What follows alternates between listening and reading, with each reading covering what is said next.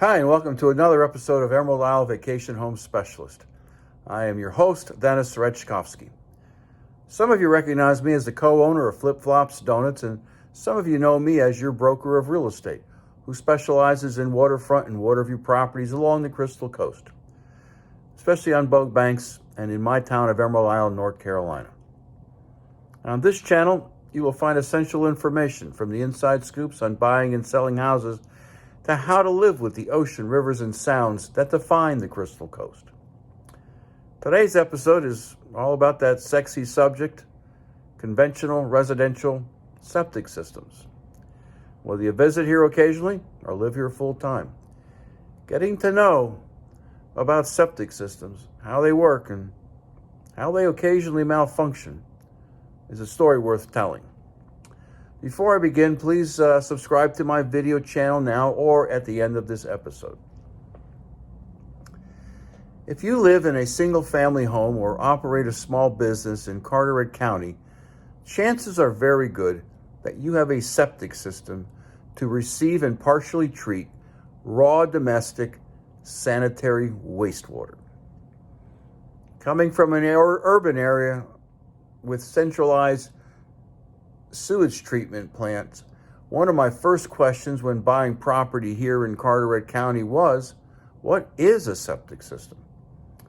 More than likely, you have a conventional septic system consisting of a septic tank, a distribution box, and a drain field. The septic tank is buried. It's a watertight container, usually made of concrete, fiberglass, or polyethylene. All of the wastewaters from the home should flow into this septic tank. Even waters from shower, bathtub, and washing machine can contain disease-causing germs or environmental pollutants. As wastewater flows into the tank, the heavier solid materials settle to the bottom, forming a sludge layer, and the lighter greases and fats float to the top, forming a scum layer. The tank's primary purpose is to retain the solids. After a retention time of about 2 days, the liquid portion, the sewage effluent, flows out of the tank through the outlet pipe. The retention time is necessary for separation of the solids from the liquid and for anaerobic digestion of the solids to begin in the septic tank. An outlet baffle, or sanitary T, at the outlet end prevents solids from flowing out with the liquids. Newer septic systems installed since 1999, however, include an effluent filter in the septic tank. These are installed in place of the sanitary T at the outlet end of the septic tank. The liquid wastewater, otherwise known as effluent, then exits the tank through piping into the distribution box. Other piping, typically 4-inch diameter perforated PVC piping, discharges the wastewater into the drain field. This piping runs in a shallow trench and is surrounded by gravel or stone, or oyster shells for that matter, here, since Carteret County has more oyster shell than rock. The purpose of the drain field is to deliver the liquid sewage effluent to the soil. The real treatment of the wastewater occurs in that soil beneath the drain field. Sewage effluent flows out of the tank as a cloudy liquid that still contains many disease-causing germs and environmental pollutants. Effluent flows into the perforated pipe in the trenches, passes through holes in that pipe, and then trickles down through the gravel to the soil. Wastewater flows easily through these porous materials as compared to compacted soil, enabling wastewater to disperse into the soil, which naturally removes harmful coliform bacteria, viruses, and nutrients as the wastewater percolates through the soil, ultimately discharging into the groundwater. The number of lines leaving the distribution box into the field depends partly on the type of soil, how well it perks, the length of the field, typically 50 feet, and the number of bedrooms. Using this information, the Department of Health makes calculations based on 2 people per bed and per person usage of water, roughly 60 to 80 gallons per day. How do you know that you have a septic system? Here are telltale signs that you probably do. First, if you use well water. Second, the water line coming into your home does not have a meter.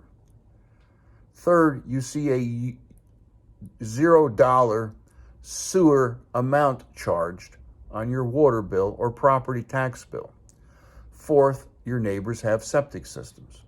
And finally, when you purchase property, you should receive detailed information about the septic system, along with a map identifying the location of the tank and field from the Environmental Health Division of the Department of Health.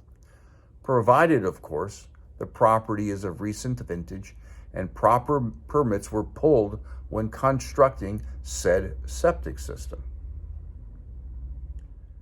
How do you locate your septic system? Once you have determined that you have a septic system, you can find it by looking at the health department's information or your home's as-built drawings. You can check your yard for lids and manhole covers, but in the end, it is best to contact a septic system service provider to help you locate it. After all, you're going to want to have that provider service your system routinely. Why, you might ask? Well, regular maintenance fees of $250 to $300 every 3 to 5 years is a bargain compared to the cost of repairing or replacing a malfunctioning system, which can cost between $3,000 and $7,000 for a conventional system. Alternative systems can cost even more. The frequency of pumping required for each system depends on how many people live in the house and the size of the system. How do you know if your septic system is malfunctioning? Mind the signs. Call a septic professional immediately if you notice wastewater backing up into your household drains. Bright green, spongy grass on a drain field, especially during dry weather, may be a sign that your system's drain field has become saturated. Pooling water or muddy soil around your drain field is another sign of a saturated drain field.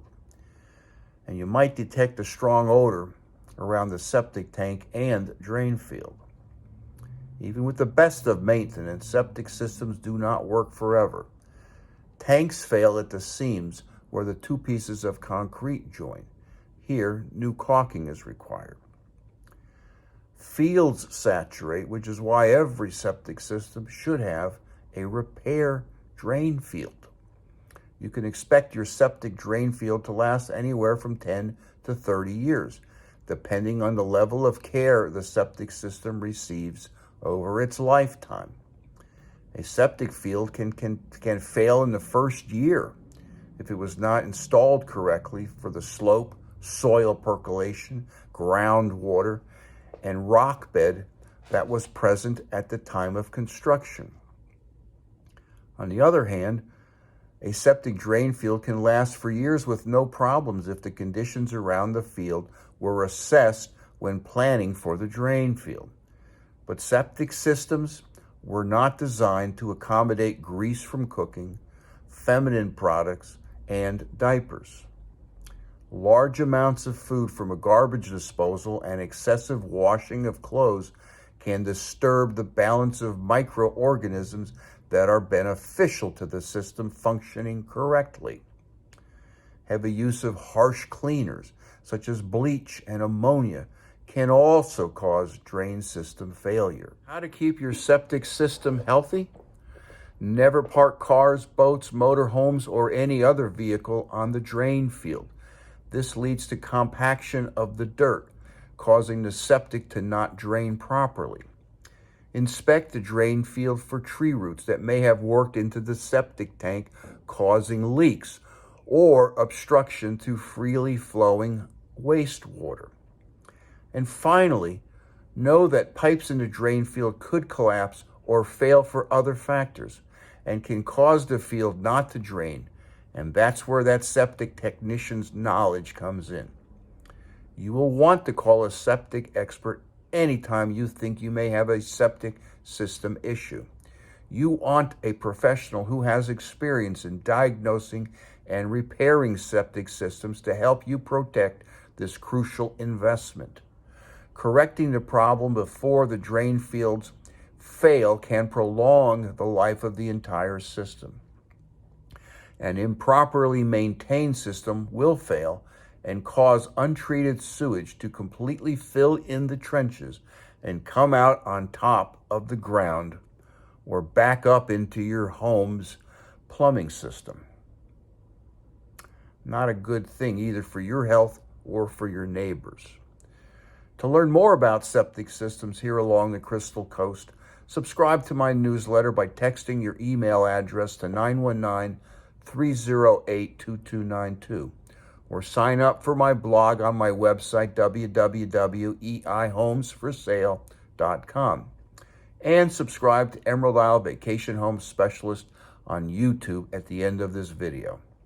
Stay well and stay safe.